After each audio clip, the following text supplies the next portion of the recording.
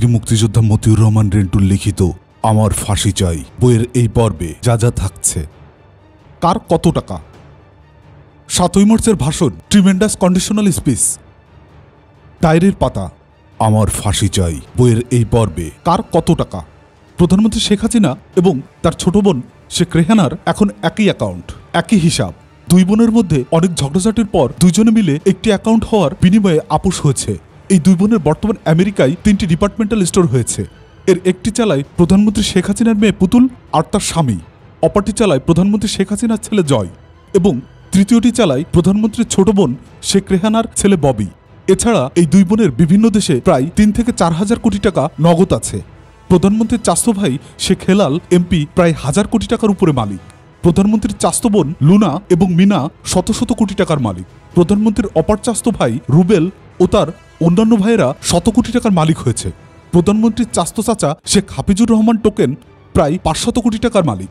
প্রধানমন্ত্রীর বাবার ফুফাতো ভাইয়ের ছেলে প্রধানমন্ত্রীর এপিএস বাহাউদ্দিন নাসিম এবং তার চাচতো ভাই প্রধানমন্ত্রীর চিফ সিকিউরিটি নজিব আহমেদ দুজিব এবং তার ভাইয়েরা মিলে বর্তমানে কয়েক হাজার কোটি টাকার মালিক হয়েছে। প্রধানমন্ত্রী শেখ হাসিনার নিকট এবং দূর সম্পর্কের আত্মীয় স্বজনেরা এমন কেউ নেই যিনি বর্তমানে শত কোটি টাকার মালিক হননি। আমার ফাঁসি চাই বইয়ের এই পর্বে 7ই মার্চের ভাষণ, ট্রিমেন্ডাস কন্ডিশনাল স্পিচ। আসলে শেখ মুজিবের 7ই মার্চের ভাষণকে বিশ্লেষণ করলে দেখা যাবে পাকিস্তানের ক্ষমতায় যাওয়ার জন্য এটি একটি চমকপ্রদ অসাধারণ শর্তযুক্ত ভাষণ। ইংরেজিতে যাকে বলা হবে ট্রিমেন্ডাস কন্ডিশনাল স্পিচ। এই ভাষণটি কোনো বিচার বিশ্লেষণই স্বাধীনতার ঘোষণা বলা যাবে না।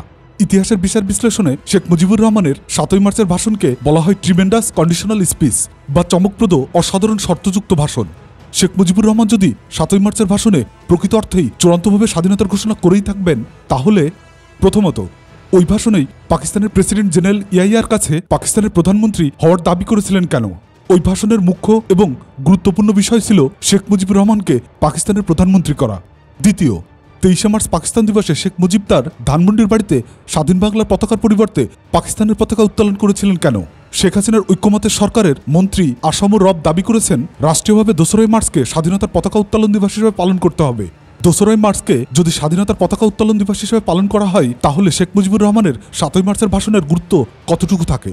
তৃতীয়, যেখানে 7ই মার্চ পাকিস্তানি সেনাবাহিনীর অবাঙালি দুর্বল 1005 সৈন্যকে বন্দী করে প্রায় বিনা যুদ্ধে বিনা রক্তপাতে বাংলাদেশ স্বাধীন করা সম্ভব ছিল, তা না করে পূর্ব পাকিস্তানে বর্তমানে বাংলাদেশে অধিক পাকিস্তানি সৈন্য সমাবেশ করার পূর্ণ সুযোগ দিয়ে 25শে মার্চ বা 26শে মার্চ আমাদের উপর আক্রমণ করা পর্যন্ত দীর্ঘ সময় দেওয়া হয়েছিল কেন? চতুর্থ, 25শে মার্চ রাতে ঘরে ডাক্তার কামাল হোসেন থাকতে এবং হাতের কাছে তাজউদ্দিন আহমেদ সহ অন্যান্য জাতীয় নেতৃবৃন্দ উপস্থিত থাকতেও শেখ মুজিবুর রহমান কেন তাদের কাছে স্বাধীনতার ঘোষণা দিল না? পঞ্চম, 25শে মার্চের কালো রাতে নিরীহ নিরস্ত্র বাঙালির উপর পাকিস্তানি বর্বর বাহিনী যখন পৈশাচিক আক্রমণ করল এবং নির্বিচারে বাঙালি হত্যা করতে লাগলো এবং বাঙালি সৈনিক, ইপিআর, পুলিশ, আনসার পাকিস্তানি হানাদারদের মোকাবেলায় যুদ্ধ করতে লাগলো, তখন শেখ মুজিবুর রহমান দিশেহারা বাঙালির নেতৃত্ব না দিয়ে কেন পাকিস্তানিদের কাছে ধরা দিলেন? তাহলে কি শেখ মুজিবের কন্যা শেখ হাসিনা যে বলেন 26শে মার্চ দুপুর 2:30-3টায় পাকিস্তানের জেনারেল টিক্কা খান আমাদের বাসায় এসে আব্বাকে স্যালুট দিল, দিয়ে আব্বাকে বলল, স্যার, প্রেসিডেন্ট ইয়াহিয়া খান আপনার সাথে আলোচনা করার জন্য আমাদের একটি স্পেশাল বিমান সহ পাঠিয়েছে আপনাকে রাওয়ালপিন্ডি নিয়ে যাওয়ার জন্য। আপনি ম্যাডামকে সাথে নিতে পারেন, চাইলে অন্য কাউকেও নিতে পারেন। আব্বাকে সসম্মানে জেনারেল টিক্কা খান নিয়ে গেল। যাওয়ার সময় মাকে জেনারেল টিক্কা খান স্যালুট দিয়ে গেল। তাহলে কি এটাই সত্যি? সপ্তম, শেখ মুজিবুর রহমান কি মনে করেছিলেন প্রেসিডেন্ট ইয়াহিয়া খান তাকে পাকিস্তানের প্রধানমন্ত্রী বানানোর জন্য রাওয়ালপিন্ডি নিয়ে যাচ্ছেন, আর তাই কি পাকিস্তান হানাদার বাহিনীর আক্রমণের মুখে গোটা বাঙালি জাতিকে অসহায় অরক্ষিত রেখে তিনি জেনারেল টিক্কা খানের সাথে পাকিস্তানে চলে গেলেন? অষ্টম, পাকিস্তানি নরপিশাচ হায়নাদের আক্রমণের মুখে আপোষকর্মী নেতার আপোষের ফলে দিশেহারা নাবিকের মতো কিংকর্তব্য বিমূঢ় বাঙালি জাতি। ঠিক সেই সময় পাকিস্তানি সেনাবাহিনীর কঠোর শৃঙ্খলার মধ্যে থাকা বাঙালি সৈনিক পাকিস্তানি সেনা আইনে ফায়ারিং স্কোয়াডের মৃত্যুদণ্ডের সম্পূর্ণ ঝুঁকি নিয়ে এলেন এক তরুণ বাঙালি সৈনিক। মুক্তিপাগল স্বাধীনতাকামী মানুষকে তিনি শোনালেন স্বাধীনতার অমর বাণী। চট্টগ্রাম কালুরঘাট বেতার কেন্দ্র থেকে তিনি ঘোষণা করলেন, আমি মেজর জিয়া বলছি, আমি বাংলাদেশের স্বাধীনতা ঘোষণা করলাম। 27শে মার্চ প্রত্যুষ ইয়ারে ভেসে এলো এই অমর স্বাধীনতার বাণী। সঙ্গে সঙ্গে বাংলার মুক্তিপাগল দামাল ছেলেরা ঘর থেকে বেরিয়ে পড়ল মুক্তিযুদ্ধে ঝাঁপিয়ে পড়ার জন্য। কালুরঘাট বেতার কেন্দ্র থেকে মেজর জিয়াউর রহমান প্রথমে ঘোষণা করলেন, I am major Zia, president of people's republic of Bangladesh, I declared independent of Bangladesh. পরে কৌশলগত কারণে তিনি বললেন, I am major Zia, I declared independent of Bangladesh on behalf of our great leader Sheikh Mujibur Rahman. Major Ziaur রহমানের স্বাধীনতার ঘোষণায় কি পাকিস্তানের প্রেসিডেন্ট ইয়াহিয়া খানের সাথে আপোষের ভিত্তিতে শেখ মুজিবুর রহমানের ক্ষমতা গ্রহণের পথে অন্তরায় হল? নবম, এর পরপরই 17 এপ্রিল তাজউদ্দিন আহমেদের নেতৃত্বে ঘটে গেল আর এক ঐতিহাসিক ঘটনা। ভারত সরকারের প্রত্যক্ষ তত্ত্বাবধানে আন্তর্জাতিক বিশ্বের বহু দেশের সাংবাদিকদের সামনে কুষ্টিয়া জেলার মেহেরপুরের বৈদ্যনাথতলায় আম্রকারণে 17 এপ্রিল তাজউদ্দিন আহমেদের নেতৃত্বে স্বাধীন বাংলাদেশের বিপ্লবী সরকার শপথ গ্রহণ করল। তাজউদ্দিন আহমেদ হলেন বাংলাদেশের প্রধানমন্ত্রী। প্রধানমন্ত্রী হিসাবে তাজউদ্দিন আহমেদ তার মন্ত্রিসভা গঠন করলেন। শেখ মুজিবুর রহমানের অনুপস্থিতিতে শেখ মুজিবুর রহমানকে করা হলো রাষ্ট্রপতি, সৈয়দ নজরুল ইসলামকে করা হলো অস্থায়ী রাষ্ট্রপতি।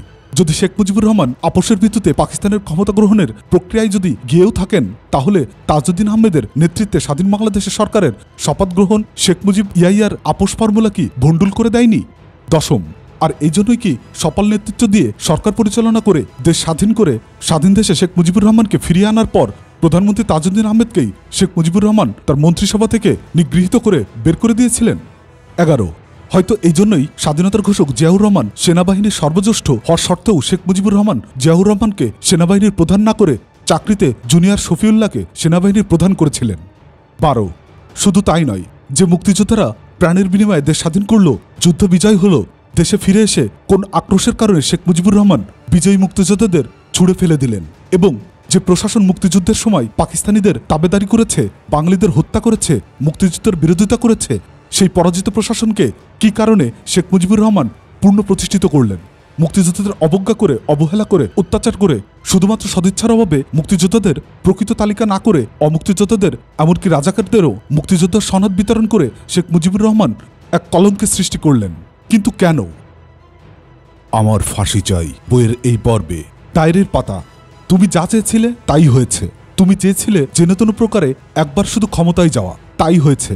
দেশের জন্য, জাতির জন্য কিছু করতে হলে যে ত্যাগ স্বীকার করা প্রয়োজন তা তুমি করতে কখনোই প্রস্তুত ছিলে না। প্রথম থেকেই শুধু ক্ষমতায় যাওয়ার জন্য তুমি সর্বদা ব্যস্ত ছিলে, এবং তাই হয়েছে। 15 জুন 1996। না, তুমি দেশের জন্য কিছুই করতে পারবে না, কেননা দেশের জন্য কিছুই করার মন তোমার নেই। মানুষের জন্য কিছু করার মন তোমার নেই বলেই তোমার ইচ্ছাও নেই, আর ইচ্ছা নেই বলেই তোমার উপায়ও নেই। যদি তোমার ইচ্ছা থাকতো তাহলে কিছু একটা উপায় হতো, কিন্তু জাতির জন্য কিছু করার ইচ্ছে তোমার নেই, কাজেই উপায়ও নেই। 15 ডিসেম্বর 1996। আমরা তোমাকে ক্ষমা করতে চাই, কিন্তু কোনো বিচারেই ক্ষমা করতে পারি না। তুমি ক্ষমার অযোগ্য। তুমি প্রার্থনা করো আল্লাহ রাব্বুল আলামিন যেন তোমাকে ক্ষমা করার সামর্থ্য আমাদের দেন। 27 ফেব্রুয়ারি 1997। 1981 সালের 12 জুন যখন তুমি তোমার পিতার ধানমন্ডি 32 নম্বর বাড়িটি এবং অলঙ্কার সহ যাবতীয় জিনিস 32 পৃষ্ঠার ইন্ডাস্ট্রিতে সই করে বুঝে নিয়েছিলে, তখনই মনে হয়েছিল তুমি মানুষ নও, অন্য কিছু। তুমি যখন খুঁটিয়ে খুঁটিয়ে সব বুঝে নিচ্ছিলে, সবাই হতবাক হয়ে তোমার দিকে তাকিয়েছিল। কি রকম ধীরস্থির এবং অবলীলাক্রমে তুমি বলেছিলে, আমার কানের দুল 3টা কই, আমার নাকের ফুল 2টা কই, আমার হাতের 40টা চুড়ি কই, ইত্যাদি ইত্যাদি তুমি বলেছিলে। আর সরকারি কর্তৃপক্ষ একটা একটা করে সব বুঝিয়ে দিয়েছিল। সেই জিনিসটার কথা আমার আজও মনে আছে। সেদিন তোমাকে দেখে মনেই হয়নি যে এই বাড়িতেই তোমার পিতৃকুল সব শেষ হয়ে গেছে। তুমি এমনভাবে গুনে গুনে 70,000 টাকা গয়না সহ অন্যান্য মালামাল বুঝে নিলে যে তাতে মনে হলো তুমি মানুষ নাও, অন্য কোনো কিছু। কারণ লেখা পড়ো না, কোনো বই পড়ো না, ভালো কথা শোনো না। তোমার নাম শেখ হাসিনা। তুমি পিতৃমাতৃহীন স্বামী কর্তৃক পরিত্যক্তা রমণী। তোমার মেয়ের ভাষায় তুমি বহুরূপী। তোমার প্রিয় গৃহভৃত রামাকান্ত, যাকে তুমি ভালোবাসতে, সেও তোমাকে ভালোবাসত, কিন্তু সেও তোমার কাছে রইল না। তুমি এমন এক প্রাণী। এই সবই তুমি আমাদের দিয়েছ। এই বইয়ের পরবর্তী পার্ট পেতে চ্যানেলটি সাবস্ক্রাইব করে রাখুন। ভালো থাকবেন।